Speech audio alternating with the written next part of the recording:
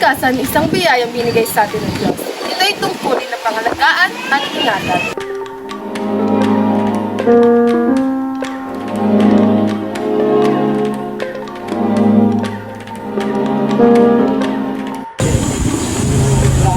Ngunit sa kasalukuyan, ang ating kalikasan ay patuloy na nagdurusa sa epekto ng polusyon at pang-aabuso ng tao.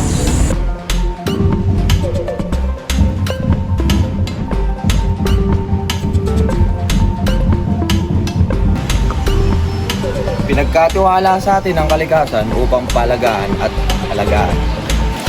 Bawat puno, halaman at mga hayop ay may mahalagang papel sa ating ekosistema.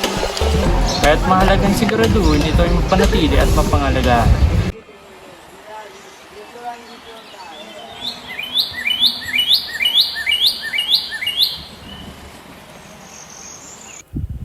Ngayon na, panahon na maging boses ng kalikasan.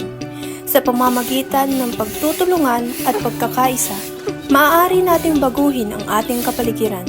Simulan natin sa simpleng mga hakbang upang makamtan ang malaking pagbabago. Pangalagaan ng kalikasan para sa susunod na henerasyon. Hindi lang para sa atin, kundi para na rin sa kinubukasan ng ating mga anak at sa ating planeta. Gawin natin ang ating bahagi, alagaan ang kalikasan upang patuloy magbigay sa ating buhay lahat. Sa bawat takbang na ating gagawin, tayo ay maging instrumento ng pagbabago. Alagaan natin ang kalikasan dahil dito tayo kumukuha ng buhay. Simulan natin ngayon. Simulan natin ngayon!